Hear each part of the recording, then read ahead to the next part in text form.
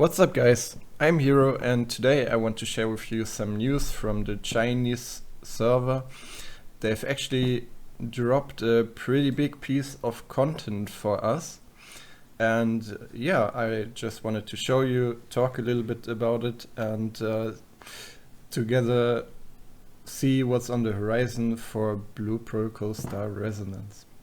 Now, before we get into that, I just wanted to wish you all a happy Sunday. I'm still enjoying the CBT. I hope you are too. Now we're all saying goodbye to the CBT today. And yeah, I had a really good time on the CBT actually, despite my last video, you know, looking ahead. The CBT was very fun, and when comparing China and our global CBT server a bit, maybe it's due to the honeymoon phase, but I think we could also just form the social aspects of our server a bit differently than the Chinese have right now, and just interact a little bit more and have a good time together, and don't do any gatekeeping or anything like that. Now this news has been posted to Bilibili, which you may know is like a pretty big platform in China, and I want to credit Prixie and Chixia from the Blue Protocol Star Resonance Discord database Discord, because they've been posting this. And yeah, so let's just get right into it. And here you can see they've attached some pictures and posted, and we can actually translate this right now. And yeah, it reads adventurers of force from the deep sea beckons, condensed power, and there's basically uniquely designed weapons, they're saying, and they will continuously upgrade and strengthen in the future. Now, what does that actually mean? I've actually gone ahead and translated all of these pictures and went ahead and took a look at them. So yeah, let's just have a look together. Now, when we're looking at these pictures, I got to say they look very, very good. I'm very excited because that is one thing that I also mentioned in my last video. I did not really like at all. I think, especially like I was playing mage in the CBT, I think the staff looks very, very boring, very basic, and besides the like pretty expensive pay to win, it's not really winning, but it's pretty expensive. That's just what I'm saying. Stuff from the Meowlook shop. There's actually no real alternative right now. This except grinding that one weapon skin in the Denver dungeon, but I think it's very rare, so nobody really did it in the CBT. And yeah, so that is actually very, very positive for me. I think I really like the color scheme, and yeah, but I don't play Shield Knight, so let's just have a look at the other weapons. And here it says it's a 100 item level golden weapon, so item level will be 100. We don't know what the actual level requirement will be, but yeah, let's have a look. So these are the weapons, these are the new icons as well, which is really cool. I think, yeah, they look quite decent. I think the icons, because they are like so small, so condensed, they don't look as good on the icons, but hey, I'm okay with it. I'm okay with it. At least we like get some new icons in the game, because as you may know right now, everything still looks the same from item level 20 to item level 80, which is yeah, quite not that exciting. So now this update is supposed to drop tomorrow. it's 5 a.m. on September 8th, but of course for the Chinese server, so it's gonna be like in a few hours, so actually not that long, and I'll be taking a look at it when it actually drops. I'm actually logged in on the Chinese server right now, so yeah, I'll be making a video on that pretty soon. So we can see here it says that it will require 150 thrown gold and 100 glittering star cores, and we'll get to that, it's explained later, to craft a level 90 weapon, which is currently like the highest weapon in the game. You might not know, but CN, after the level 60 stuff, you can craft a level 70 weapon, and then besides that there's no level 70 equipment. Then you just go into the 80 equipment, and then you can craft a level 90 weapon. So your weapon is level 90 right now, and all your other gear is item level 80. We're always talking about item level here. So that is currently like the max gear on CN. So yeah, here you need the level 90 weapon, and then you can craft it. So you have to be like somewhat progress in the game to be able to craft this. Okay. So here they're basically like explaining a bit about what they're going to do with these weapons, and I'm not going to read all of this. You can read it yourself if you want, but basically they will do the same as the level 70 weapon, which is transform to your current spec. So as you can see here, basically if you look down here, they are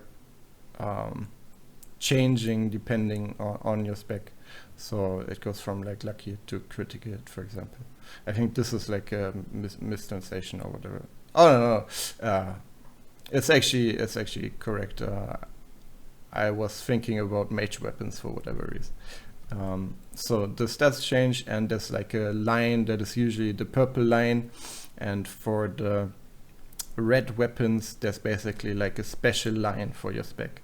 So here on this, I believe that's like verdant.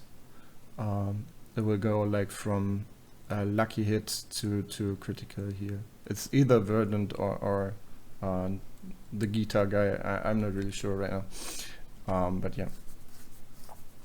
Oh no, it does look like the guitar guy actually. That sound stream, it does sound like the guitar guy. So what? Anyways, so what they've actually done here is, now the 70 weapons, they just had stats. I believe they have 306 stat on each line. So you'd have 306 rapid or like haste is what our server calls it, and 306 lucky hit or luck. And now what it looks like is they've actually gone ahead and introduced percentage scaling, is what they've mentioned before, with how they want the weapons to be able to last for a longer time throughout different item levels. Because of course, if it's percentage scaling, your stats go up, then this effect will also get better. So they're basically scaling weapons that you can farm, which is like, it's interesting on the one hand, but I'm also like kind of concerned, because then it's like you're never gonna get a new weapon after that unless they introduce something that is like better scaling or just has really high stats. And I really like in MMOs when there's like a new level increase or whatever, that you can actually go out and farm new equipment, makes your character look different, look progressed. So like sticking to the same equipment for a long time. I don't really like that, but we'll just have to see how they implement it. And then they're just talking about the different items. I believe this item is already in the game, so I'm not quite sure how they are going to do it. But I just have to wait and see. So basically you need these two items, which they've talked about before. You need 150 from gold and 100 glittering star cores, and this is those two items. So you need 150 of this and 100 of this, and of course the level 90 weapon.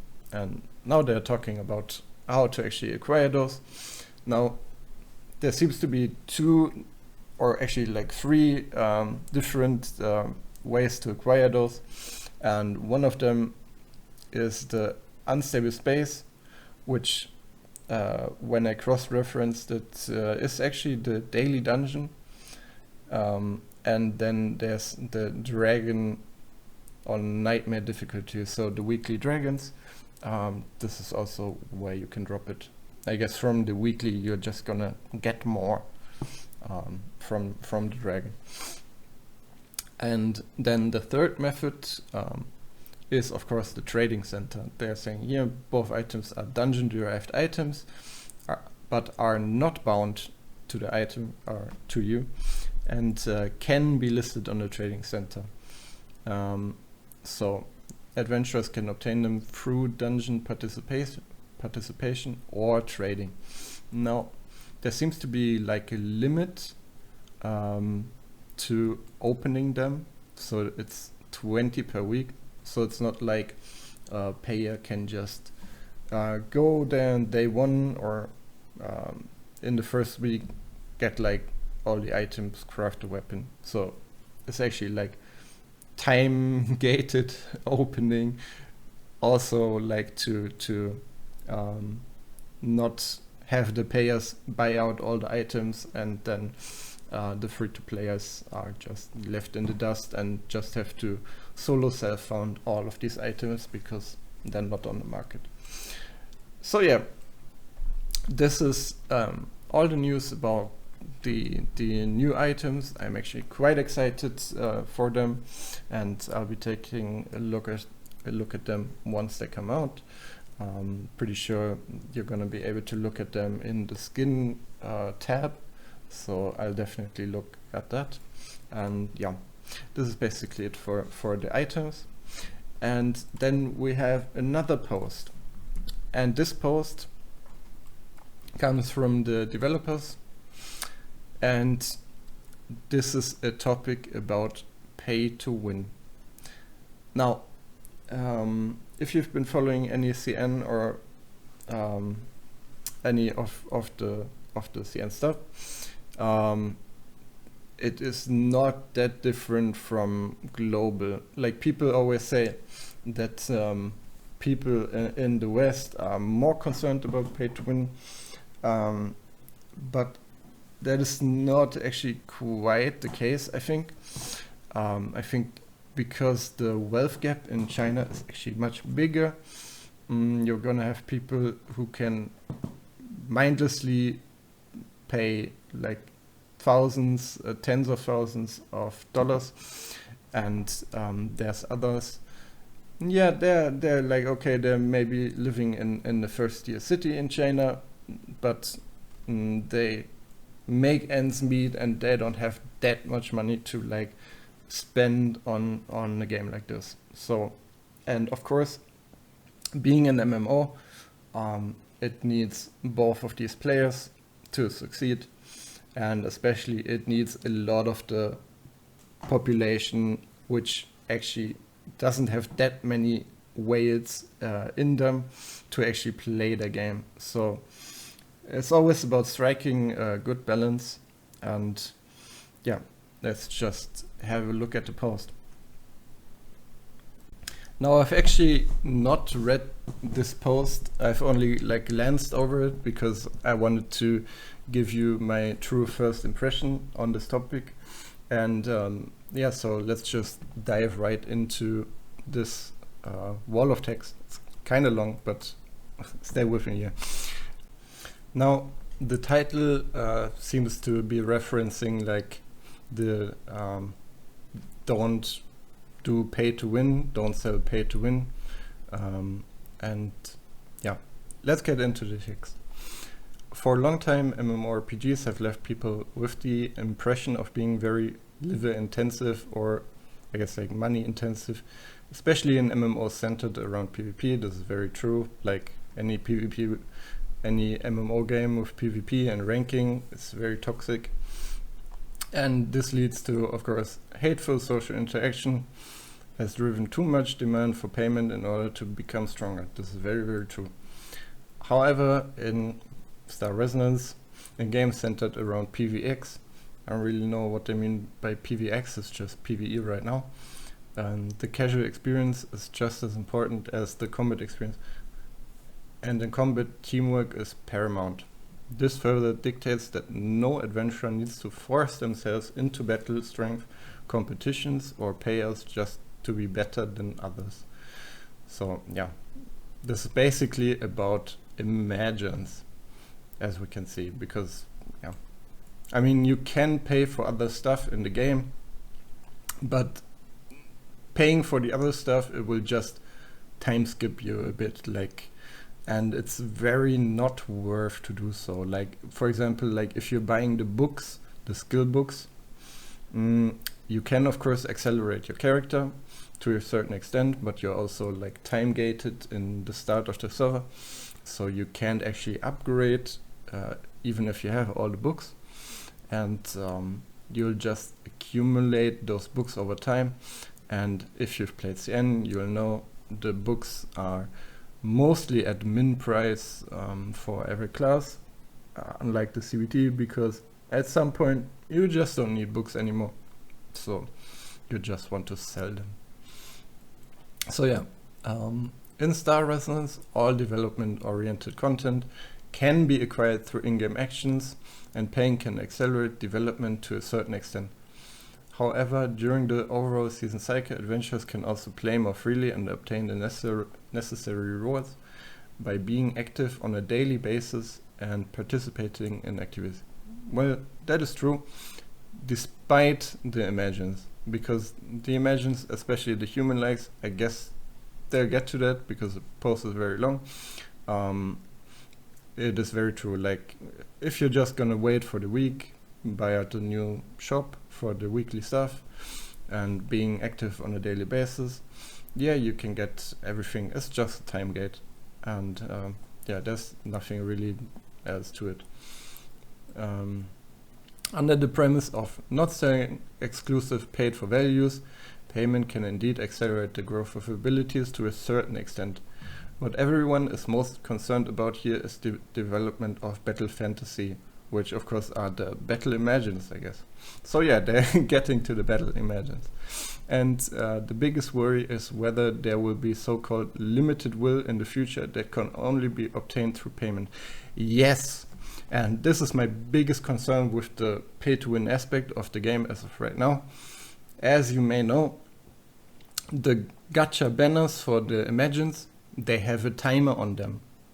So the current banner with like Tina or Vera, Irona, and the guy, they last throughout the season 1. But in season 2, we're gonna get new banners. And what is very concerning is how some of these human-like imagines are very game-breaking. And for now, I'm like okay with it because it buffs your group. Like Irona is good for your group. It's not good necessarily for yourself. Tina is good for your group. But if they're gonna release something that is like too broken for yourself, it just feels very, very bad to me. So yeah, because they're just not acquirable, especially on higher tiers for free to play. Like maybe if you play for long, you can get one tier 0 human-like, but as it stands right now, you're not gonna get any higher than that. Like not in half a year. Maybe in a year you can get like tier 1 or something by playing every day.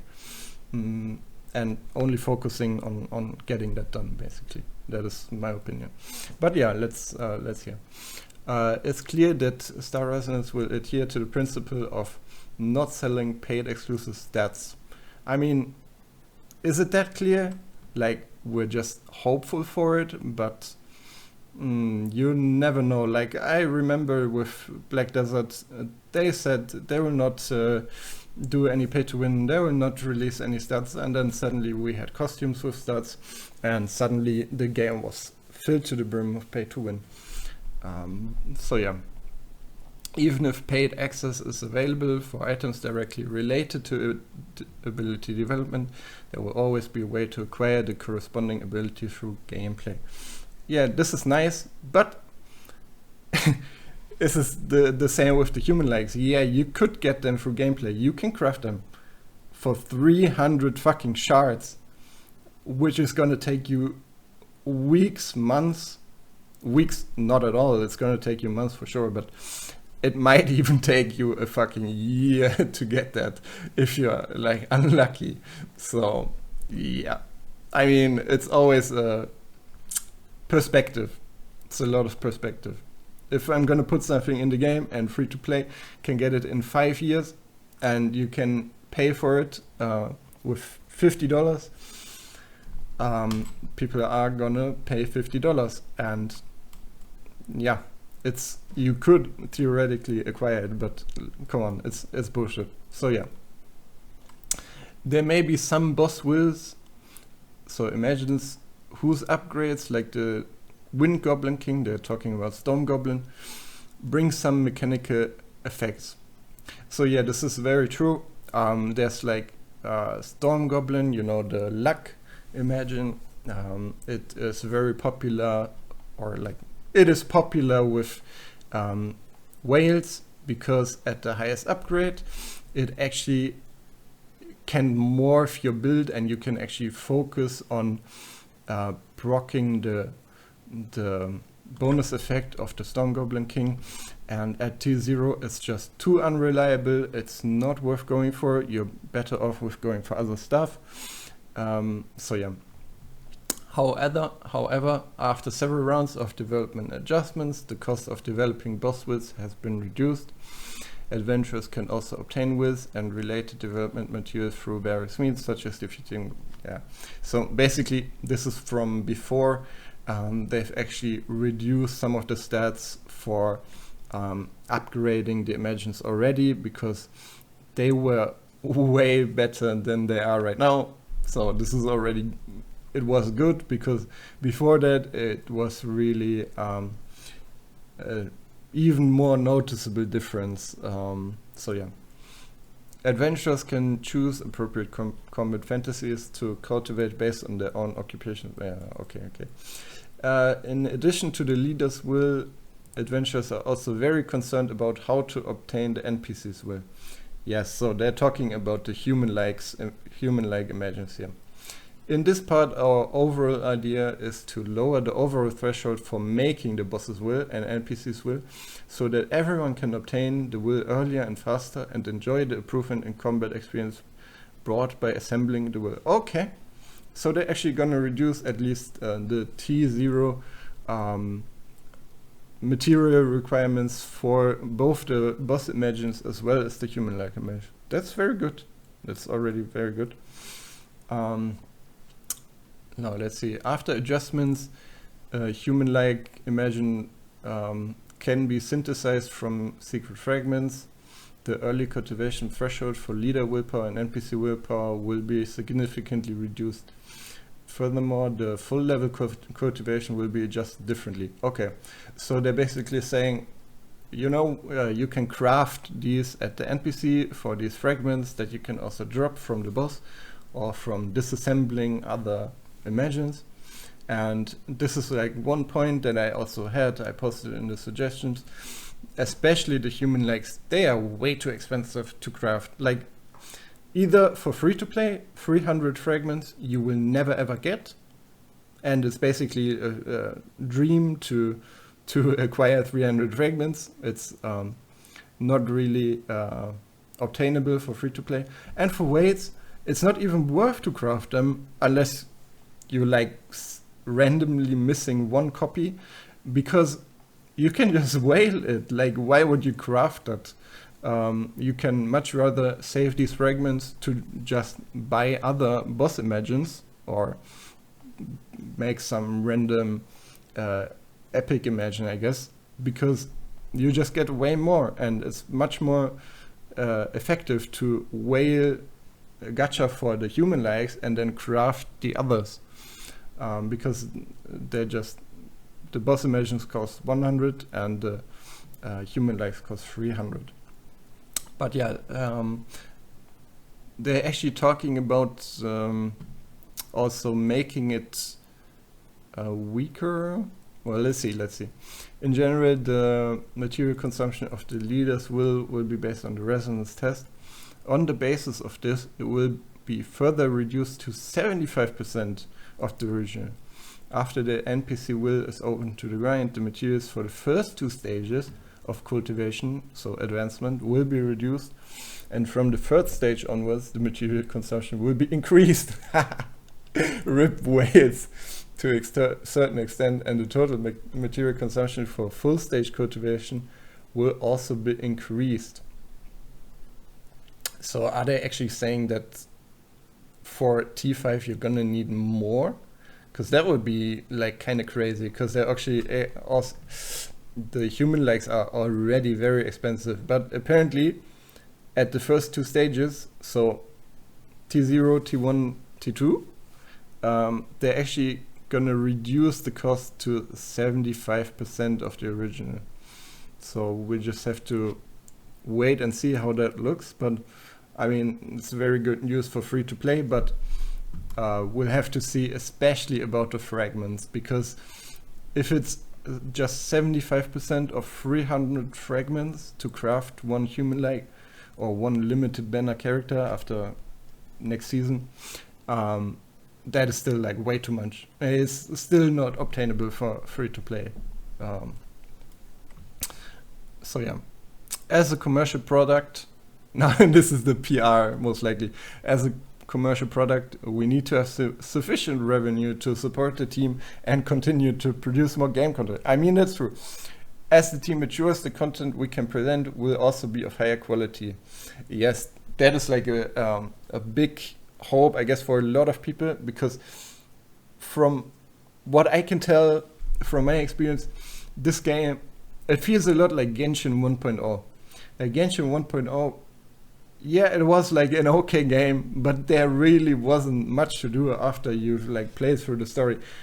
The game felt really bare bones, and you know, with time, Genshin, no matter how you look at it right now, but Genshin has become like a more fully fleshed out game, and that is only what we can hope will happen to this game as well. Therefore, we cannot completely give up this part of income, but we will never use it as a core revenue source. Okay, well, we'll just have to wait and see. I hope that they don't make it more costly overall to make tier 5, because tier 5, let's be honest, for human likes, it's already very expensive. Yeah, maybe a whale doesn't care, but there are also whales who don't actually have that much money, and they just like to whale on the game they play, because that's like one of their main hobbies in their life. And so I think the tier 5, especially human likes or even tier 5 boss images, you're looking at like, we did some calculations, tier 5 boss imagine right now, if you're gonna fully pay to win it, it's like $800 dollars. And for the T5 human lag, it's way more expensive. You're looking at over $2,000 for one imagine. And there are 4 of them, so if you want to have all of them, which of course it's not really necessary, but you're looking at, yeah, like over $8,000 for sure, around like, I'd say like around 10,000 for 4 of them. And there are a lot more imagines in the game. Like if you're gonna buy the whole roster, all on tier 5, it's gonna be around like I'd say like around 20k, 15 to 20k for all of the missions, and that is already quite steep for a game. Yeah. All right. Well, that was basically it for the news. I hope you enjoyed this coverage, and yeah, I'll wish you a very nice Sunday and enjoy the last few hours of the beta. Yeah, and I'll be covering some of the stuff on China very, very soon, maybe tomorrow or next day. So yeah, stay tuned for that. And with that being said, Hero out.